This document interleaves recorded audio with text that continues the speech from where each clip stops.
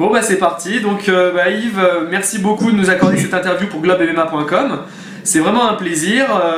Donc voilà, là tu es à Las Vegas pour l'UFC 168. Tu es bien arrivé, tu as fait bon voyage? Oui, ça a bien été, il n'y a pas eu trop de problèmes. Bon, super. Donc la première question est la plus simple. J'aimerais savoir comment tu as fait pour devenir arbitre de MMA.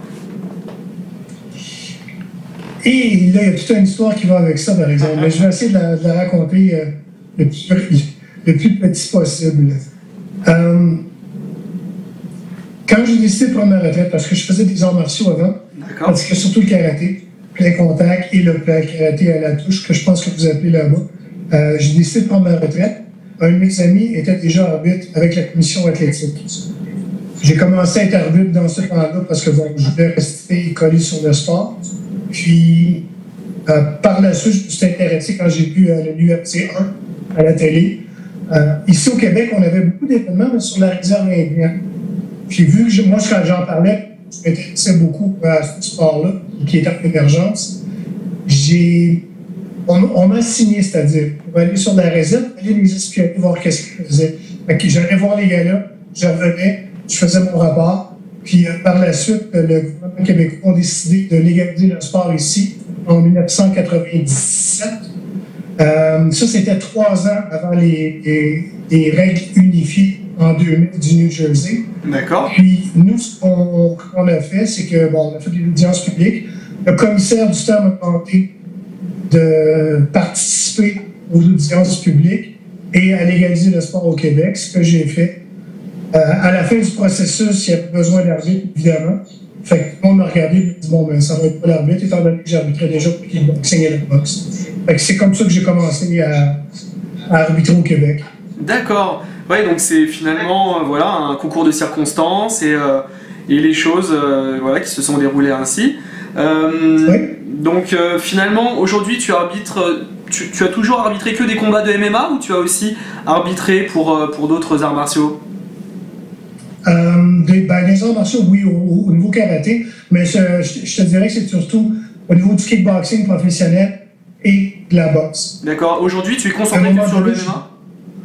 Pardon? Aujourd'hui, tu es que sur le MMA actuellement? Oui. D'accord. Oui, j'ai décidé de me spécialiser, si tu veux, parce que je faisais les trois pendant une certaine période de temps, puis je me suis aperçu que, étant donné que les règles sont très différentes, disons que la qualité de mon travail n'était pas à point. Ouais. Fait que j'ai décidé d'aller avec le sport que je préférais le plus, qui était le MMA. D'accord. Et de faire que ce sport-là. Ok. Et donc aujourd'hui, en fait, donc tu n'es pas salarié de l'UFC, tu es salarié de la commission athlétique, c'est ça? Exact. À chaque endroit, comme ici, comme là, je suis au Nevada, je travaille pour le gouvernement du Nevada. Il y a une commission athlétique qui représente le gouvernement. C'est eux qui m'engagent. Ils m'envoient un email me demandant si je suis disponible pour travailler au gala. Quand je viens ici, je suis pris en charge, si tu veux, je suis payé par la commission athlétique. D'accord, donc c'est eux en fait après qui décident donc, de quel combat tu vas arbitrer, etc. Exact. D'accord. Oui, c'est comme on sait déjà que pour excuse-moi, il y a plein de gens qui m'envoient des emails. Je vais juste fermer le son. Je te dirais que ici au Nevada, ils votent pour quel arbitre va faire les main events, les combats principaux. Fait que là, on sait déjà que c'est Herb Dean demain qui va faire la finale entre Chris Weidman et Anderson Silva. D'accord. Les autres combats, on le sait juste la journée du gala, si tu veux, quand on se présente. C'est-à-dire que si le gala commence vers nous, c'est vers 4 heures l'après-midi que ça commence. Il faut être présent vers les 3 heures maximum. Ils vont nous donner notre assignation et c'est là qu'on sait qui on va arbitrer. D'accord. Et est-ce que ça t'est déjà arrivé d'appréhender, d'arbitrer un combat, d'avoir pas trop envie d'arbitrer ce combat-là hein, ou pour diverses raisons? Ça t'est jamais arrivé? Non, pas bien jusqu'à là. Ça va être mais je te dirais bizarre, que si je... Non, c'est jamais arrivé. C'est jamais arrivé? Je te dirais non, pas venir jusqu'à là. Non, voilà, à chaque fois, c'est un plaisir, c'est une passion finalement l'arbitrage. Oui, puis je te dirais qu'indépendamment qui j'arbitre, c'est pas vraiment important. Parce que tu essaies toujours de donner le meilleur de toi-même, puis la personne que tu arbitres, c'est peut-être pour lui le combat le plus important de sa vie, que ce soit au UFC ou que ce soit dans une autre promotion, c'est pas là qui est important. C'est d'arriver et de donner le meilleur que moi je peux donner et que les deux combattants aient une chance égale de gagner tout en respectant les règles. C'est pour ça que ça m'est jamais arrivé de dire « Ah, ça me tente pas d'arrêter ce combat-là ». Je suis déjà privilégié de faire partie quand même de grosses organisations comme le UFC. Je me dis, c'est pas en plus de lever le main sur certains combattants parce que bien souvent, les meilleurs combats, c'est pas ceux qu'on voit au UFC. C'est ceux qu'on voit dans d'autres promotions. Parce que les combats sont vraiment bien matchés, qu'on appelle, puis ça donne de super combats. D'accord. Et alors, du coup, lorsqu'on arbitre, est-ce que c'est important de savoir quels sont les combattants qu'on va arbitrer?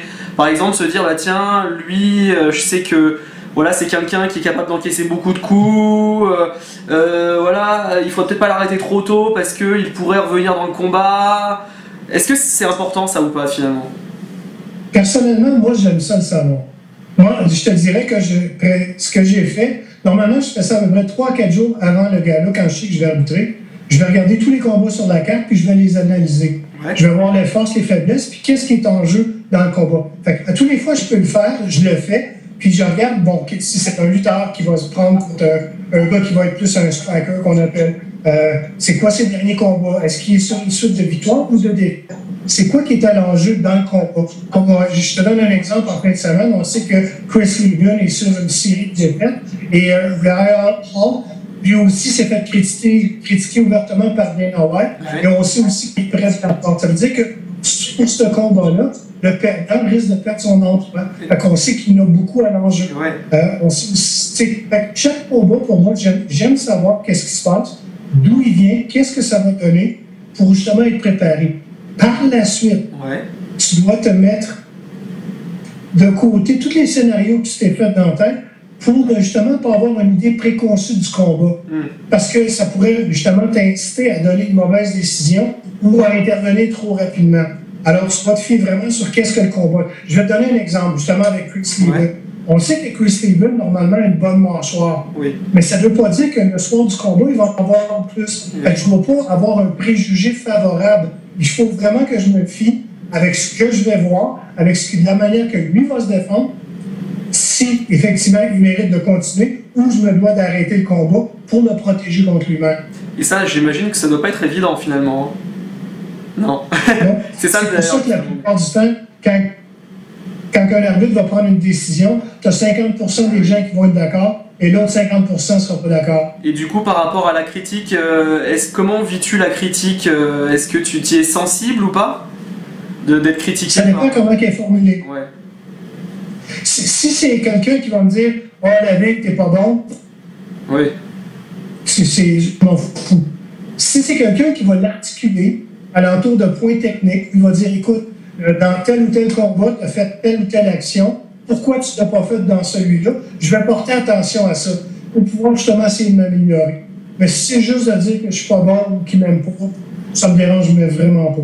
Là, justement, j'ai une question à te poser par rapport au point qu'on traitait juste avant.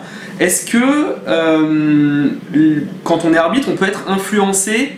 En fait, je prends un exemple concret, le combat entre Juliana Peña et Rakosi pour la finale de The Ultimate Fighter. Juliana est donc en position montée, donc ça c'est pour le rappeler donc au lecteur, elle est en position montée et gagne juste à la limite en fait finalement, puisque Mario Yamazaki arrête le combat à 1 seconde de la fin.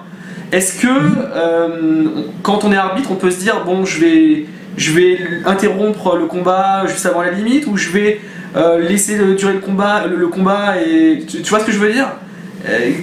Comment on réagit dans ce genre de situation? Écoute, nous, on n'est pas ce qu'on appelle les timekeepers, c'est pas nous autres qui tiennent le temps. On sait à peu près qu'on est proche de la fin parce qu'on a entendu un claquement qui nous donne 10 secondes de la fin. D'accord. Mais le temps n'a pas d'importance pour nous. Si on voit un combattant qui est en danger et que selon nous, on doit arrêter le combat, indépendamment de combien de temps il reste, on se doit d'intervenir. Une chose aussi qu'il faut que tout le monde comprenne, c'est quand nous, on intervient comme arbitre, dans les MMA, tu as 5 personnes, comme ça, 5, qui peuvent intervenir à n'importe quel temps, qui peuvent arrêter le combat. Tu as le combattant, Tu as l'arbitre, évidemment. Tu as le commissaire qui peut arrêter le combat, lui aussi en nous demandant d'arrêter le combat. Tu as le médecin qui peut l'arrêter à n'importe quel temps. Et la personne la plus connaissante là-dedans et qui devrait toujours arrêter le combat, ce sont les gars de coin. Des fois, on va critiquer un arbitre parce qu'il n'a pas arrêté le combat assez avant, parce qu'on l'a laissé aller trop longtemps. La question que je me pose toujours, c'est comment ça se fait que les gars de coin, ceux qui connaissent le mieux le combattant, ceux qui l'ont vu souffrir pendant toutes les heures d'entraînement, ils connaissent le gars, ils savent comment il est capable d'en endurer, ils savent dans quel état d'esprit ce gars-là est, comment ça se fait que eux, qui nous critiquent, n'ont pas arrêté le combat. Ouais, c'est ça qu'on voit très rarement des jets d'éponge finalement à l'UFC. Hein. Et dans les combats, effectivement, surtout dans les combats d'arts martiaux mixtes, peut-être parce que c'est le fait que le combattant peut arrêter en tout temps. Mais il y a un temps où, même mentalement, à force de recevoir des coups pendant un combat, on n'a pas la présence d'esprit d'arrêter le combat. C'est un peu comme le coureur de fond qui va arriver, qui va y rester peut-être 1 kilomètre. On sait qu'il est déshydraté, qu'il n'est plus capable, on le sait, on le voit chambranlant, mais il va continuer parce que son corps est une machine. Et cette machine-là lui dit de continuer, même si le cerveau est plus capable puis est plus lourd. Et oui, bien sûr. Et toi, justement, Yves, quel est ton meilleur souvenir d'arbitre, que ce soit dans l'octogone ou que ce soit ailleurs? Je te dirais, c'est au Canada. Ouais. Il y en a deux, dans le fond, je te dirais. Le premier UFC que j'ai arbitré, ici à Las Vegas, c'était le UFC 58. Ça fait déjà très longtemps. On est rendu à 168. Ouais. Ça me fait chaud au cœur, parce que je faisais maintenant partie, si tu veux, de l'élite. Et je suis encore le seul Canadien qui se promène un peu partout dans le monde. Puis en plus, je suis d'expression francophone. C'est quand même, ça me donne un petit velours. Et je te dirais que celui qui me fait beaucoup chaud au cœur, c'est quand j'ai arbitré le premier combat au UFC qui a eu lieu à Toronto, au Rogers Center, devant plus de 55 000 personnes. Je te dis, l'émotion qu'il y avait dans la place, c'était... j'en parle, j'ai encore les frissons qui me traversent le corps, parce que, tu sais, il y a à peu près 15 ans, on parlait des arts martiaux mixtes à des gens, les gens disaient, quoi, cette sauvagerie-là, puis là, ils ne voulaient pas en parler, ils disaient que c'était du n'importe quoi, que c'était pas un art, puis de voir que en si peu de temps, on a gagné les lettres de noblesse, les gens se sont intéressés au sport. Ce seul sport-là de frappe qui est vraiment en 3 dimensions, que tu peux aller te battre dans le dos de ton adversaire en le frappant à des places légales. Tu n'as pas ça dans aucun autre sport de combat. Parce que la plupart du temps, dans les sports de combat avec frappe, c'est ce que tu vois dans le miroir que tu dois te frapper. Les MMA sont vraiment en 3 dimensions. On voit des athlètes où tu peux imposer pareil, même si tu n'es pas fort en frappe, tu peux t'imposer avec une autre discipline sportive. Et on a le loisir et le combattant a entre ses mains sa destinée tout le long du combat parce qu'il peut arrêter le combat et c'est noble d'arrêter le combat soi-même en abandonnant, ce qui n'est pas le cas dans les autres. Fait que, je te dirais que c'est un sport-là qui a eu une explosion à travers un si court laps de temps. Moi, ça me faisait chaud au cœur de voir ça à Toronto. Et ouais, j'imagine, ça devait être un très beau moment à vivre. Moi, j'aurais beaucoup aimé y être. J'ai eu la chance, moi, l'un de mes très bons souvenirs, c'est l'UFC qu'il y a eu à Montréal en mars dernier. Donc c'était JSP et Nick Diaz. J'ai adoré ce moment-là. Vraiment. C'est pas là, t'es là?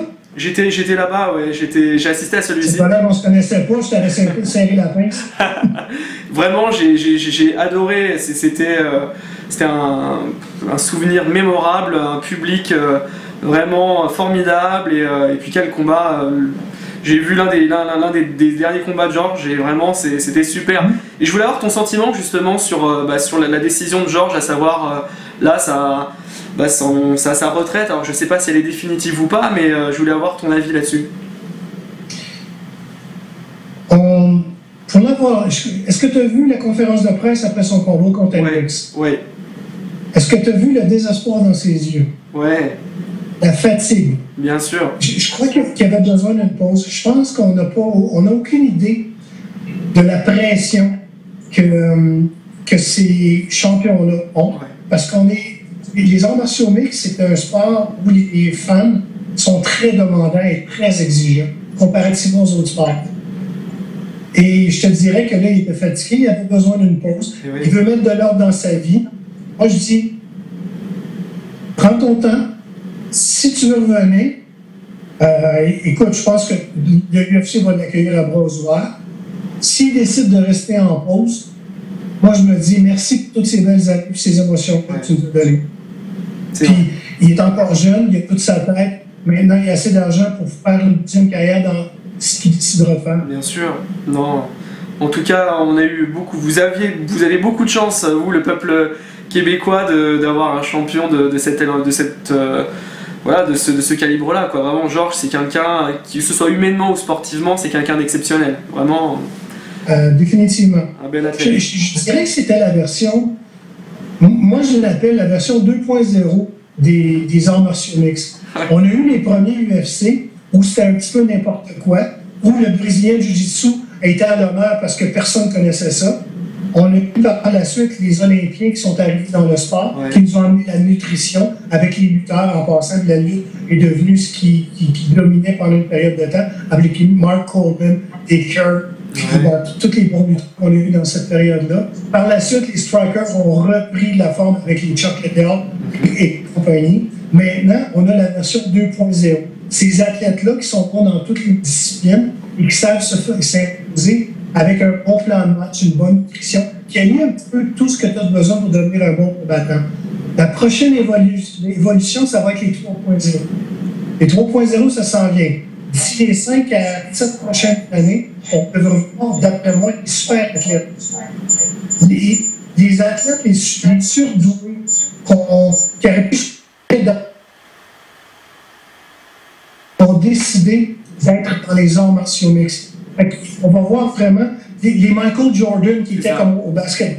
On va voir ces athlètes-là qui étaient doués pour jouer au football, au baseball, au basketball, vont décider de se lancer dans les arts martiaux mixtes.